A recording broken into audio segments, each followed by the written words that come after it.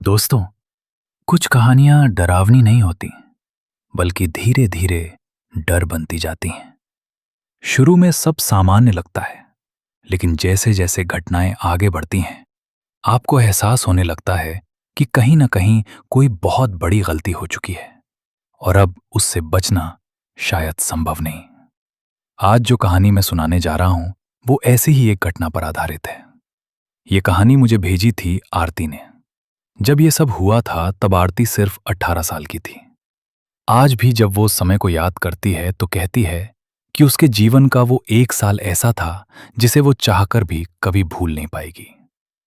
आरती का परिवार मध्य प्रदेश के एक शहर विदिशा में रहता था। उसके पिता एक सरकारी दफ्तर में काम करते थे। शांत स्वभाव के, ईमानदार और हमेशा परिवार को साथ लेकर चलने वाले इंसान। उसकी मां घर संभालती थी। घर में आरती के अलावा उसकी 15 साल की छोटी बहन मीना और 11 साल का छोटा भाई करण भी था।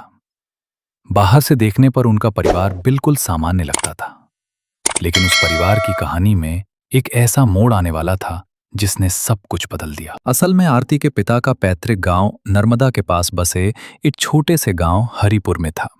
वहीं उनके छोटे भाई यानी आरती के चाचा रमेश रहते थे, और वहीं उनकी बहन सावित्री बुआ भी रहती थीं, जिनकी शादी कई साल पहले टूट चुकी थी। गांव में लोग कहते थे कि सावित्री बुआ का स्वभाव थोड़ा अजीब है। वो अक्सर दूसरों से जलती थीं और कई बार ऐसी बातें कह देती थीं जिनसे लोगों को असहज महसूस होता था। साल 2015 की होली का समय था। एक दिन अचानक चाचा रमेश का फोन आया। उन्होंने आरती के पिता से कहा कि इस बार होली पर गांव में एक विशेष पूजा रखी गई है और जरूरी है कि पूरा परिवार वहां पहुंचे। आवाज में एक अजीब सा आग्रह था, जैसे वो सिर्फ बुला नहीं रहे हों बल्कि जिद कर रहे हों। कुछ दिनों बाद पूरा परिवार गांव पहुंच गया, लेकिन वहां पहुंचने के बाद जो बात पता चली, उसने आरती के मन में पहली बार हल्की सी बेचैनी पैदा कर दी। उन्हें बताया गया कि पूजा गांव के मंदिर में नहीं, बल्कि गांव से थोड़ी दूर जंगल के अंदर बने एक पुराने खंडहर जैसे मंदिर में होगी। शाम ढल रही थी और आसमान में लाल रंग की रोशनी धीरे धीरे अंधेरे में बदल रही थी। जब वे लोग जंगल के रास्ते उस मंदिर की तरफ बढ़ रहे थे, तो आरती को साफ महसूस हो रहा था कि हवा अचानक ठंडी होती जा रही है। रास्ते में पेड़ों की शाखाएं हवा से टकराकर अजीब सी आवाज कर रही थीं, और जंगल में चारों तरफ ऐसा सन्नाटा था जैसे वहां बहुत समय से कोई आया ही ना हो। कुछ देर बाद वे लोग उस मंदिर तक पहुंचे। मंदिर सच में बहुत पुराना था। दीवारों पर काई जमी हुई थी और पत्थर टूट फूट चुके थे। मंदिर के सामने एक छोटा सा चबूतरा था जहां एक आदमी पहले से बैठा था। वो पंडित जैसा दिखता था, लेकिन कुछ अलग था। उसका चेहरा बिल्कुल भावहीन था, आंखें गहरी और ठंडी। और जब उसने एक पल के लिए आरती की तरफ देखा, तो आरती के शरीर में जैसे सिहरन दौड़ गई। सब लोग चुपचाप बैठ गए। पूजा शुरू हुई, लेकिन कुछ ही मिनटों में आरती को महसूस हुआ कि यह वैसी पूजा नहीं थी जैसी उसने पहले देखी थी। मंत्रों की आवाज अजीब थी, शब्द समझ नहीं आ रहे थे, और हवा में धुएं की गंध के साथ एक ऐसी गंध भी थी जिसे वो पहचान नहीं पा रही थी। आरती कहती है कि उस समय उसे ऐसा लग रहा था जैसे मंदिर के चारों तरफ अंधेरा थोड़ा थोड़ा और गहरा होता जा रहा है, और जंगल के अंदर कहीं से किसी पक्षी की तेज चीख बार बार सुनाई दे रही थी। पूजा खत्म होने के बाद सब लोग वापस घर लौट आए, लेकिन उस रात आरती के सिर में इतना तेज दर्द शुरू हुआ कि उसे लगा जैसे उसका सिर फट जाएगा। उसे बिल्कुल भी अंदाजा नहीं था कि जंगल के उस मंदिर में जो हुआ था, वही उनके परिवार की बर्बादी की शुरुआत थी। क्योंकि उस पूजा के सिर्फ 2 दिन बाद एक ऐसी घटना हुई जिसने इस परिवार की किस्मत हमेशा के लिए बदल दी। और यहीं से शुरू हुआ एक ऐसा सिलसिला जिसमें डर, रहस्य और काले जादू की परछाइयां धीरे धीरे उनके घर में उतरने लगीं। जंगल वाले उस मंदिर से लौटने के बाद आरती को रात भर नींद नहीं आई। सिर में एक अजीब सा भारीपन था, जैसे किसी ने उसके माथे पर पत्थर रख दिया हो। घर के बाकी लोग तो सामान्य दिख रहे थे, लेकिन आरती के अंदर एक अजीब सी बेचैनी बैठ गई थी। उसे बार बार वही मंदिर याद आ रहा था। वो अंधेरा, वो ठंडी हवा और वो पंडित जिसकी आंखों में कुछ ऐसा था जिसे वो समझ नहीं पा रही थी। अगले 2 दिन गांव में ही बीते। ऊपर से सब सामान्य लग रहा था, लेकिन आरती को बार बार लगता था कि कोई उसे दूर से देख रहा है। कई बार वो मुड़कर देखती, लेकिन वहां कोई नहीं होता। उसने सोचा शायद ये सिर्फ उसका वहम है। तीसरे दिन सुबह उनका परिवार शहर वापस लौटने के लिए निकल पड़ा। रास्ता लंबा था, इसलिए उनके पिता ने सुबह जल्दी ही कार निकाल ली। आरती पीछे वाली सीट पर बैठी थी। उसके साथ उसकी छोटी बहन मीना और भाई करण भी थे। मां सामने बैठी थीं और पिता गाड़ी चला रहे थे। कुछ किलोमीटर तक सब ठीक चला, लेकिन फिर अचानक मौसम बदलने लगा। आसमान में बादल घिराए और सड़क पर अजीब सी धुंध उतरने लगी। आरती खिड़की से बाहर देख रही थी। तभी उसे लगा जैसे सड़क के किनारे कुछ खड़ा है, कोई आदमी या शायद कोई और चीज। वो ठीक से देख भी नहीं पाई थी कि उसी पल सामने से तेज हॉर्न की आवाज गूंजी। एक भारी ट्रक अचानक उनकी कार के सामने आ गया। सब कुछ इतना जल्दी हुआ कि किसी को कुछ समझने का मौका ही नहीं मिला। धड़ाम! टक्कर इतनी भयानक थी कि कार सड़क से घिसटती हुई दूर जाकर रुकी। चारों तरफ कांच के टुकड़े फैल गए और कुछ सेकंड तक बस सन्नाटा छाया रहा। आरती की आंखें खुली थीं, लेकिन उसे कुछ समझ नहीं आ रहा था। कानों में बस एक तेज सी आवाज गूंज रही थी। उसने धीरे धीरे सिर घुमाया तो देखा कि मीना और करण डरे हुए रो रहे थे।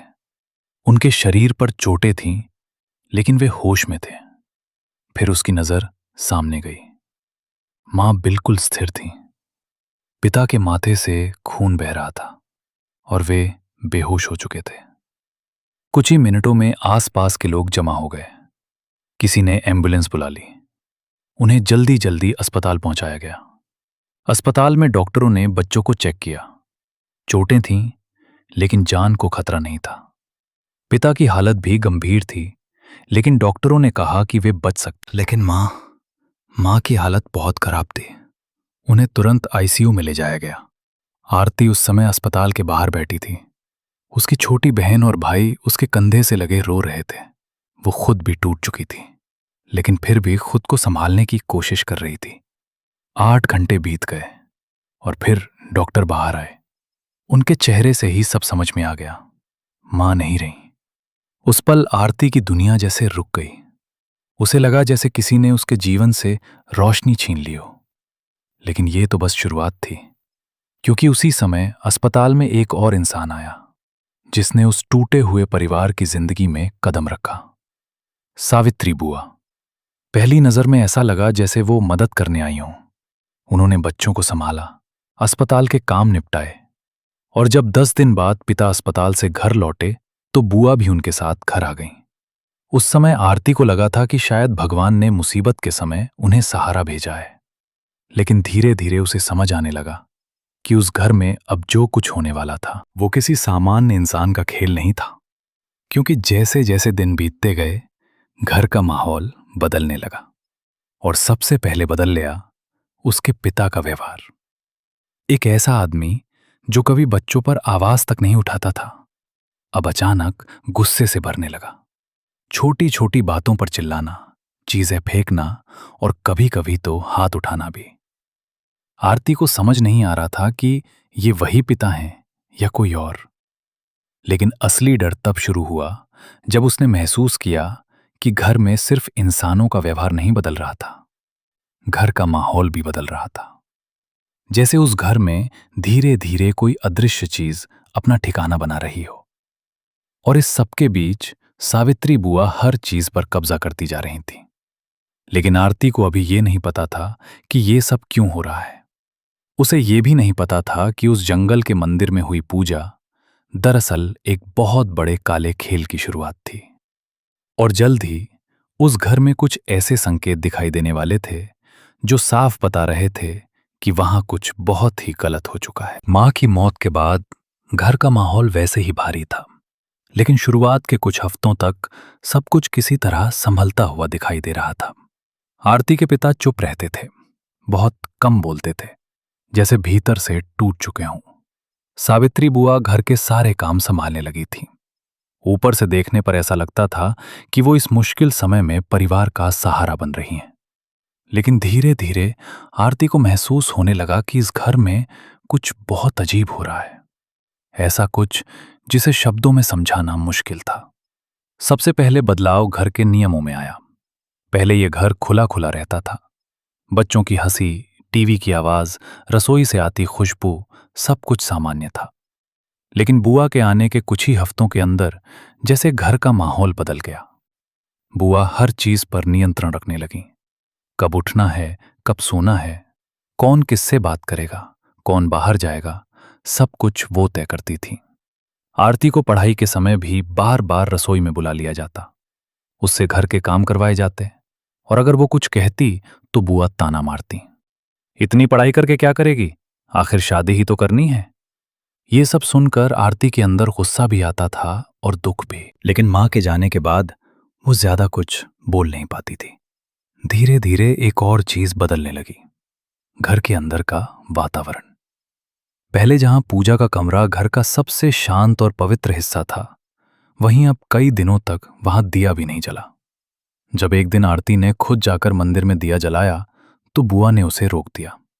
उन्होंने बहुत ठंडे स्वर में कहा, ये सब धुआं धक्कर घर में मत किया करो, किसी काम का नहीं है। उस दिन पहली बार आरती को बहुत अजीब लगा, क्योंकि बचपन से उसने अपने घर में पूजा पाठ को इतना सम्मान मिला हुआ देखा था कि किसी का इस तरह मना करना उसके लिए अस्वाभाविक था। लेकिन कुछ ही दिनों बाद उसने देखा कि मंदिर के कमरे का दरवाजा बंद कर दिया गया है, और फिर एक दिन उस पर ताला लगा दिया गया। उस रात आरती देर तक सो नहीं पाई। उसे बार बार वही मंदिर याद आ रहा था जहां होली की रात पूजा हुई थी, और वो अजीब सा पंडित जिसकी आंखें उसे अब भी याद थीं। तभी अचानक उसे लगा जैसे घर के अंदर से कोई अजीब सी गंध आ रही है। वो गंध ना तो सड़ी चीज की थी और ना ही धुएं की, बल्कि जैसे पुरानी सीलन और राख की मिलीजुली गंध हो। शुरू में उसने सोचा शायद कहीं गंदगी रह गई होगी, लेकिन अगले दिन भी वही गंध घर के अलग अलग कोनों से आने लगी। दिन बीतते गए और घर के अंदर अजीब घटनाएं बढ़ती चली गईं। कभी अचानक किसी कमरे का दरवाजा अपने आप बंद हो जाता, कभी रात में ऊपर छत से कदमों जैसी आवाज सुनाई देती, और कई बार सुबह जब आरती छत पर जाती तो उसे वहां मरे हुए पक्षी पड़े मिलते, कभी कबूतर, कभी छोटी चिड़िया, जैसे वे अचानक मरकर वहीं गिर गए हों। ये देखकर उसके रोंगटे खड़े हो जाते। उसने कई बार बुआ से पूछा भी, लेकिन हर बार वही ठंडा जवाब मिलता, जंगल का इलाका है, ऐसा होता रहता है। लेकिन असली डर तब शुरू हुआ जब उसके पिता का व्यवहार पूरी तरह बदलने लगा। पहले जो आदमी शांत और धैर्यवान था, वही अब छोटी सी बात पर भड़क जाता था। कभी कभी तो वो बच्चों पर हाथ भी उठा देते। एक बार तो उन्होंने करण को इतनी जोर से डांटा कि वो घंटों रोता रहा। आरती को यह सब देखकर विश्वास ही नहीं होता था कि ये वही पिता हैं जिन्होंने कभी बच्चों को ऊंची आवाज में भी नहीं डांटा था। सबसे अजीब बात यह थी कि उनके गुस्से का निशाना लगभग हमेशा बच्चे ही बनते, लेकिन सावित्री, बुआ से वो कभी कुछ नहीं कहते थे। आरती धीरे धीरे समझने लगी कि इस घर में कुछ बहुत गलत हो रहा है। ऐसा लगने लगा था जैसे घर के अंदर कोई अदृश्य ताकत धीरे धीरे सबको प्रभावित कर रही हो, और उस ताकत का सबसे बड़ा असर उसके पिता पर हो रहा था। कई रातों में उसने देखा कि पिता छत पर अकेले बैठे रहते, अंधेरे में, बिना कुछ बोले। उनकी आंखों के नीचे काले घेरे पड़ चुके थे और उनका वजन भी तेजी से घटने लगा था।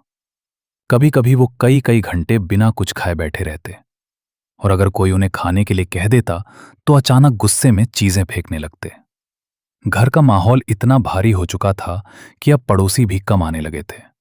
पहले जो लोग अक्सर चाय पीने आ जाते थे, अब दरवाजे के बाहर से ही बात करके चले जाते, जैसे उस घर की हवा ही उन्हें असहज कर रही हो। आरती को महसूस होने लगा था कि ये सिर्फ दुख या तनाव नहीं है, कुछ और है, कुछ ऐसा जो दिखाई नहीं देता लेकिन हर जगह मौजूद है। और फिर एक दिन जब वो छत पर खड़ी थी और नीचे अंधेरे आंगन की तरफ देख रही थी, उसे अचानक ऐसा लगा जैसे घर की दीवारों के अंदर कोई रहस्य छिपा है। ऐसा रहस्य जिसे समझे बिना शायद उनका परिवार कभी सामान्य नहीं हो पाएगा। उसी रात उसके मन में पहली बार यह शक पैदा हुआ कि शायद उस जंगल वाले मंदिर में जो हुआ था वही इस अंधेरे की असली शुरुआत थी। लेकिन उसे अभी ये नहीं पता था कि असली सच्चाई उससे भी ज्यादा खतरनाक थी। और बहुत जल्द उसे पता चलने वाला था कि इस पूरे खेल के पीछे सिर्फ अंधेरी शक्तियां ही नहीं बल्कि इंसानी लालच भी छिपा हुआ था। दिन बीतते जा रहे थे, लेकिन घर के अंदर फैला हुआ वो अजीब सा अंधेरा कम होने के बजाय और गहरा होता जा रहा था। आरती अब हर दिन ये महसूस करने लगी थी कि जैसे इस घर की हवा बदल चुकी है। पहले ये वही घर था जहां हंसी गूंजती थी, जहां मां की आवाज रसोई से आती थी, जहां शाम को मंदिर में दीपक जलता था। लेकिन अब वही घर किसी बंद पड़े खंडहर जैसा लगने लगा था। दीवारें वही थीं, कमरे वही थे, लोग भी वही थे, लेकिन माहौल कुछ और ही बन चुका था।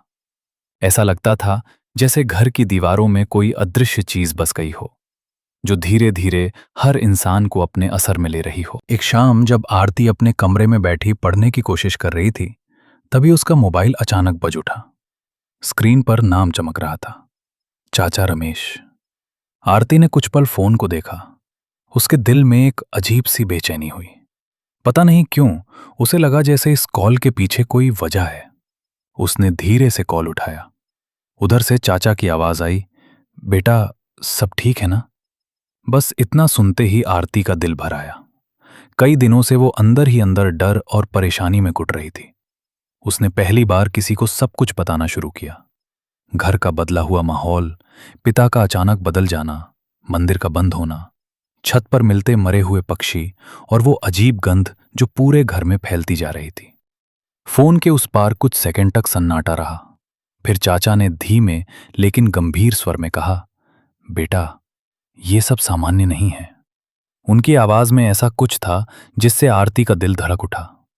चाचा ने कहा कि उनके गांव के पास एक पंडित रहते हैं, बहुत अनुभवी और ऐसी चीजों को समझने में माहिर। उन्होंने वादा किया कि वो अगले ही दिन उस पंडित से मिलेंगे और फिर आरती को फोन करके बताएंगे। अगले दिन आरती पूरे दिन बेचैन रही। उसे बार बार लगता रहा कि जैसे कोई चीज पर्दे के पीछे छिपी है और अब धीरे धीरे सामने आने वाली है। शाम होते होते उसका फोन फिर बजा। वही नंबर, चाचा का। लेकिन इस बार उनकी आवाज पहले से बिल्कुल अलग थी। वो घबराए हुए थे। उन्होंने धीरे धीरे बताया कि जब उन्होंने उस पंडित को घर की सारी बातें बताईं, तो पंडित कुछ पल चुप रहे। फिर अचानक उनका चेहरा बदल गया। उन्होंने कहा कि जिस घर की बात की जा रही है वहां बहुत शक्तिशाली काला जादू किया गया है। ऐसा जादू जो किसी एक इंसान को नहीं बल्कि पूरे परिवार को अपने असर में ले सकता है। पंडित ने एक और बात कही जिसने आरती की रूह तक हिला दी। उन्होंने कहा कि उस घर के मुखिया यानी उसके पिता किसी के वशीकरण में हैं। मतलब वो अपने आप नहीं बदल रहे, बल्कि कोई उन्हें धीरे धीरे अपने नियंत्रण में ले रहा है। फोन सुनते हुए आरती के हाथ कांपने लगे। उसके दिमाग में अचानक वही जंगल वाला मंदिर घूम गया, वही अजीब पंडित, वही अनजाने मंत्र और वो अजीब सी बेचैनी जो उसे उस रात महसूस हुई थी। क्या ये सब उसी दिन शुरू हुआ था? चाचा ने उसे समझाया कि घबराने की जरूरत नहीं है। अगर सही समय पर पूजा करवाई जाए तो इस तरह के जादू का असर खत्म किया जा सकता है। उन्होंने एक योजना बनाई। इस बार पूजा गांव में नहीं होगी बल्कि आरती के अपने घर में होगी, क्योंकि पंडित का कहना था कि अगर जादू घर के अंदर किया गया है तो उसे तोड़ने के लिए भी पूजा उसी घर के ब्रह्म स्थान में करनी पड़ेगी। लेकिन एक बड़ी समस्या थी। उस घर में सावित्री बुआ भी रहती थी और सबसे अजीब बात यह थी कि वो किसी भी पूजा के खिलाफ थी। फिर भी चाचा ने हिम्मत नहीं हारी। उन्होंने आरती के पिता को फोन किया और किसी तरह उन्हें मनाने की कोशिश की। शुरुआत में पिता ने साफ मना कर दिया। और हैरानी की बात यह थी कि बुआ भी उसी समय उनके पास खड़ी होकर उसी बात का समर्थन कर रही थी। काफी देर तक समझाने के बाद आखिरकार पिता मान गए।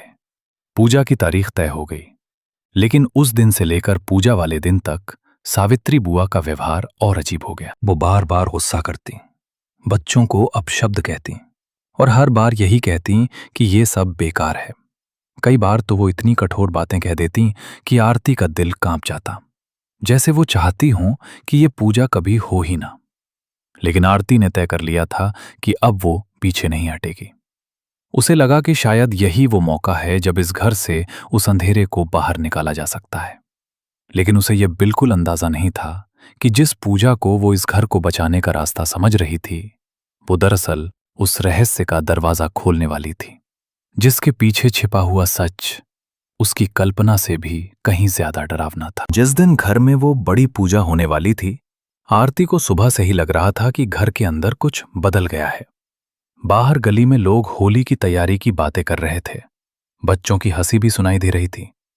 लेकिन इस घर के अंदर हवा में जैसे एक भारीपन घुल गया था, ऐसा भारीपन जो सांस के साथ भीतर उतर रहा था और सीने पर बैठता जा रहा था। आरती बार बार पानी पी रही थी, फिर भी गला सूख रहा था। उसे समझ नहीं आ रहा था कि डर किस बात का है, क्योंकि आखिर ये तो पूजा ही थी, घर की शांति के लिए। फिर भी मन के किसी कोने में एक ही बात घूम रही थी, अगर ये पूजा सच में पूजा हुई तो ठीक, लेकिन अगर ये वही अंधेरा है जो होली वाली रात जंगल के मंदिर में था तो। करीब 10 बजे चाचा रमेश आए। उनके साथ 2 लोग और थे, बहुत चुप, बहुत बेआवाज। उन्होंने घर में कदम रखा तो ऐसा लगा जैसे उनके साथ बाहर की गर्म हवा नहीं, कोई ठंडी छाया अंदर आ गई हो।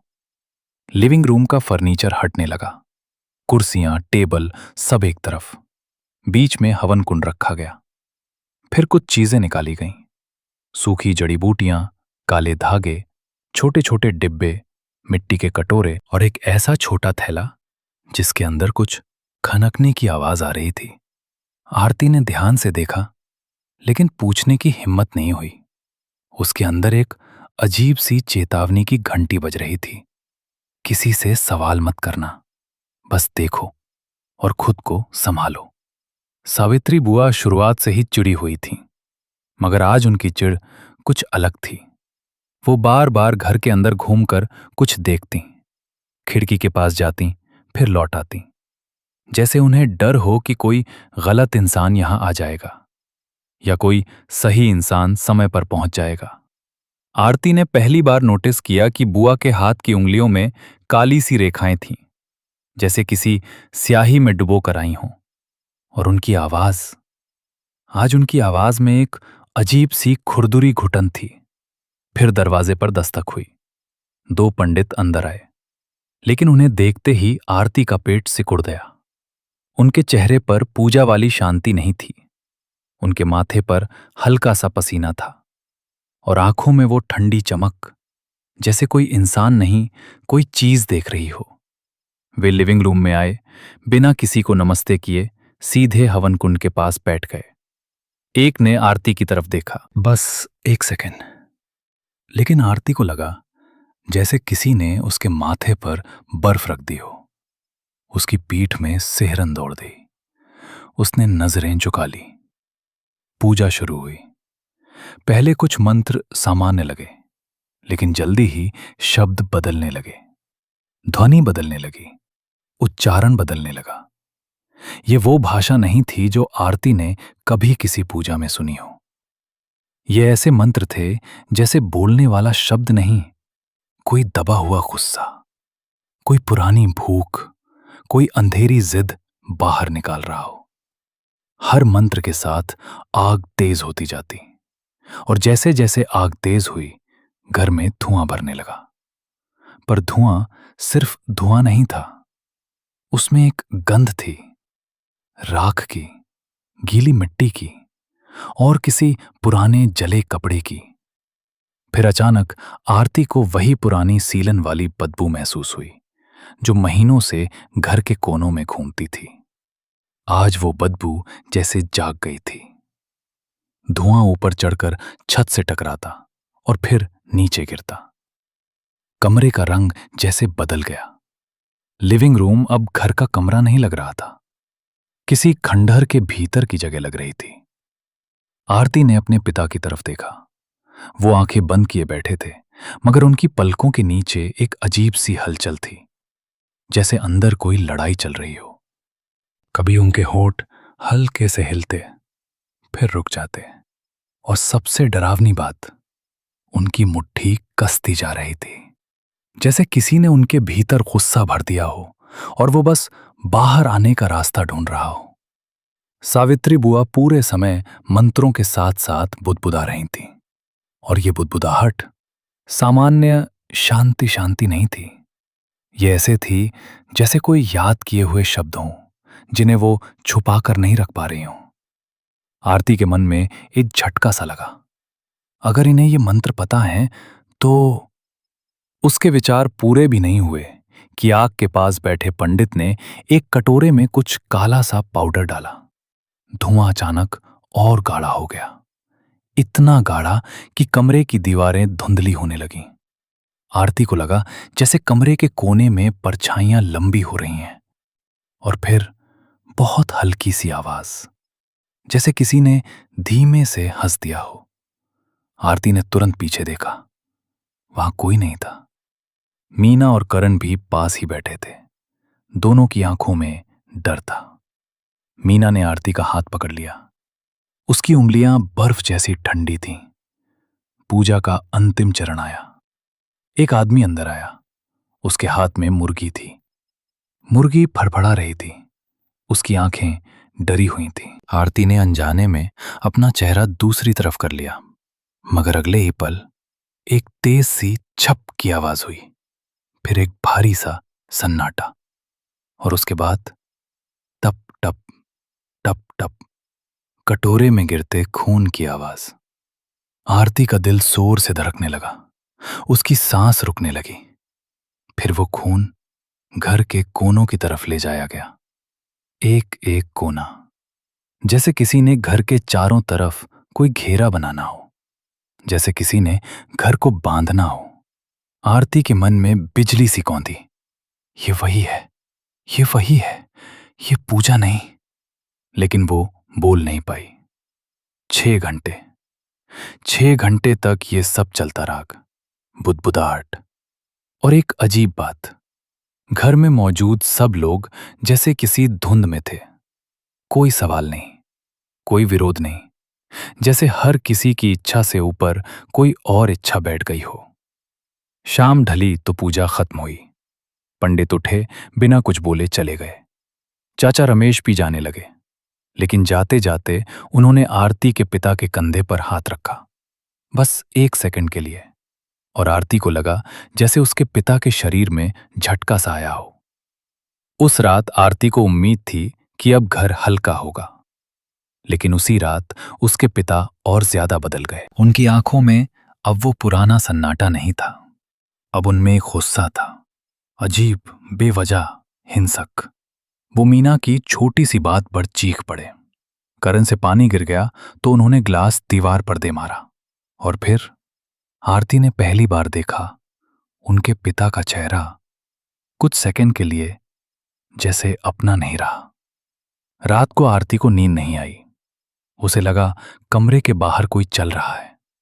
वो उठकर दरवाजे की तरफ गई। दरवाजे के नीचे से हल्की सी छाया दिखी। वो छाया कुछ सेकंड रुकी, फिर जैसे घिसटती हुई चली गई। आरती की सांस टूट गई। उसने मीना को जगाने की हिम्मत नहीं की, बस आंखें बंद करके लेट गई। अगले दिनों में पिता का व्यवहार खतरनाक होने लगा। वो पड़ोसियों से लड़ने लगे, ऑफिस में झगड़े, सब्जी वाले तक को गाली। पर एक इंसान जिससे वो कभी नहीं लड़ते थे, सावित्री बुआ। वो बुआ की बात मानते, बुआ की तरफ देखते, जैसे बुआ ने उनके भीतर कोई बटन दबा रखा हो। और तभी एक दिन आरती का फोन बजा। स्क्रीन पर लिखा था मामा। आरती ने कॉल उठाई। उधर से मामा की आवाज कांप रही थी, जैसे वो जो बताने जा रहे हैं वो सच सुनकर आरती की दुनिया फिर से टूट सकती है। मामा की आवाज फोन पर धीमी थी, लेकिन उसके पीछे छिपा डर साफ महसूस हो रहा था। उन्होंने बिना भूमिका के कहा, आरती, जो तुमने मुझे बताया था उसके बाद मैं एक साधु के पास गया था। आरती चुप रही। उसके हाथ पसीने से भीग चुके थे। मामा कुछ सेकंड तक चुप रहे, जैसे शब्द चुन रहे हों।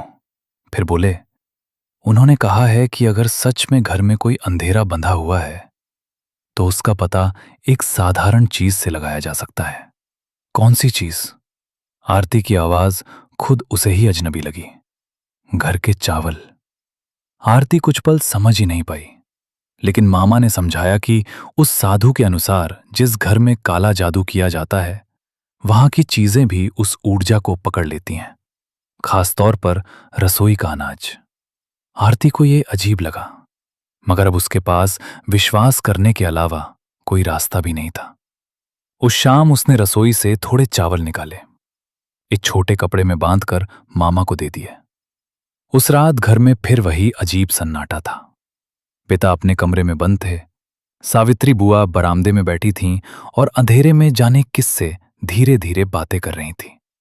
आरती को लगा शायद वो किसी से फोन पर बात कर रही हों, मगर जब उसने गौर से देखा तो उनके हाथ में कोई फोन नहीं था, बस उनके होंठ हिल रहे थे और उनकी आंखें कमरे के कोने में जमी हुई थीं। आरती ने तुरंत नजर फेर ली। उसे पहली बार लगा कि इस घर में सिर्फ डर नहीं है, बल्कि कुछ ऐसा भी है जो धीरे धीरे सबको घेर रहा है। अगले दिन मामा साधु के पास पहुंचे। उन्होंने वो चावल उनके सामने रखे। साधु ने कुछ सेकंड तक उन्हें देखा, फिर अपनी उंगलियों से थोड़ा सा चावल उठाया। उन्होंने आंखें बंद की। कमरे में कुछ देर तक सन्नाटा रहा। फिर अचानक उनका चेहरा बदल गया। उनकी भौहें सिकुड़ गईं, सांस भारी हो गईं। उन्होंने धीमे लेकिन कठोर स्वर में कहा, जिस घर से ये चावल आए हैं वहां बहुत गहरा काला जादू किया गया है। मामा का दिल धड़कने लगा। साधु ने आगे कहा, सिर्फ जादू नहीं, वहां आत्माओं को बांधा गया है। ऐसी आत्माएं जो घर की ऊर्जा को धीरे धीरे खाती रहती हैं और उस घर के लोगों को कमजोर करती रहती हैं। मामा के हाथ कांपने लगे। फिर साधु ने एक और बात कही, यह काम बहुत पहले नहीं हुआ। इसकी शुरुआत उसी दिन हुई है जब उस घर में किसी पूजा के बहाने अजीब अनुष्ठान किया गया था। मामा के दिमाग में तुरंत वो तारीख चमकी। होली की रात, जंगल वाला मंदिर और फिर घर की वो रहस्यमय पूजा। सब कुछ जुड़ने लगा था। जब ये बात आरती को बताई गई तो उसके भीतर एक अजीब सी ठंडक उतर गई। डर अब भी था, मगर उसके साथ साथ एक सच्चाई भी खड़ी हो गई थी। ये सब संयोग नहीं था, किसी ने जानबूझकर ये सब किया था। साधु ने कहा था कि उस जादू को तोड़ने का एक ही तरीका है, घर में छिपी हुई उन चीजों को ढूंढना जिनसे वो अंधेरा बंधा हुआ है। उस रात आरती ने तय किया कि अब वो इंतजार नहीं करेगी। उसने पड़ोसी सुनील अंकल को सारी बात बताई। रात के करीब 9 बजे दोनों ने घर के कोनों में तलाश शुरू की। पहला मटका आंगन के कोने में मिला, मिट्टी का छोटा घड़ा जिसके मुंह पर काला कपड़ा बंधा हुआ था। जैसे ही सुनील अंकल ने वो कपड़ा हटाया, एक तीखी बदबू हवा में फैल गई। आरती का गला सूख गया। अंदर राख थी, कुछ सूखी हड्डियां और एक छोटा सा ताबीज। लेकिन सबसे अजीब चीज थी एक काला धागा जिसमें किसी बच्चे के बाल फंसे हुए थे। आरती के हाथ कांपने लगे। कुछ देर बाद दूसरा मटका मिला, फिर तीसरा, फिर चौथा, जैसे पूरे घर को चारों तरफ से बांध दिया गया हो। तभी पीछे से जोर की आवाज आई। सावित्री बुआ दरवाजे पर खड़ी थीं। उनकी आंखें लाल थीं और उनके चेहरे पर वो डर नहीं था जो किसी पकड़े गए इंसान के चेहरे पर होता है, बल्कि एक अजीब सा गुस्सा था। तुम लोग क्या कर रहे हो? उनकी आवाज इतनी तेज थी कि आरती का दिल उछल गया। लेकिन अब सच छिप नहीं सकता था। जब उनके कमरे की तलाशी ली गई तो अलमारी के नीचे से कई चीजें मिली। ताबीज, राख से भरे डिब्बे, लाल धागे और बच्चों के बाल। उस पल कमरे में सन्नाटा छा गया। सावित्री बुआ कुछ सेकंड तक सबको घूरती रहीं। फिर अचानक वो मुड़ी और बिना कुछ कहे घर से बाहर चली गईं। उस रात के बाद वो कभी वापस नहीं आई। अगले दिन साधु द्वारा भेजे गए पंडित आए। घर का शुद्धिकरण हुआ, नमक और पानी से फर्श धोया गया, विशेष धूप जलाई गई और कई घंटों तक पूरे घर में मंत्र गूंजते रहे। धीरे धीरे घर की हवा बदलने लगी। वो अजीब गंध खत्म हो गई। छत पर मरे हुए पक्षी मिलना बंद हो गए और कुछ दिनों बाद आरती के पिता का व्यवहार भी धीरे धीरे सामान्य होने लगा। उन्होंने कभी उस रात की बात नहीं की, लेकिन उनकी आंखों में एक गहरी चुप्पी रह गई थी, जैसे वो अंधेरा कहीं अंदर तक छूकर निकल गया हो। आज उस घटना को 10 साल हो चुके हैं। आरती का परिवार अब सामान्य जिंदगी जी रहा है, लेकिन उस घर में बिताया गया वो 1 साल आज भी उनकी यादों में एक ठंडी छाया की तरह मौजूद है। क्योंकि कुछ अंधेरे भले ही खत्म हो जाएं, उनकी यादें कभी पूरी तरह खत्म नहीं होती। दोस्तों, कभी कभी डर भूतों से नहीं आता, कभी कभी डर उन इंसानों से आता है जो अपने लालच या नफरत में इतना अंधेरा बुला लेते हैं कि वो अंधेरा सिर्फ उनके दुश्मनों को नहीं, बल्कि पूरे घर को निगलने लगता है। अगर आपको यह कहानी रहस्यमय और डरावनी लगी हो तो वीडियो को लाइक जरूर करें और कमेंट में बताइए, क्या आपको लगता है कि काला जादू सच में किसी की जिंदगी बदल सकता है? ऐसी ही सच्ची और रहस्यमय कहानियां सुनने के लिए चैनल को सब्सक्राइब करना न भूलें। हम फिर मिलेंगे एक और कहानी के साथ, जहां शायद अंधेरा अभी भी किसी का इंतजार कर रहा हो।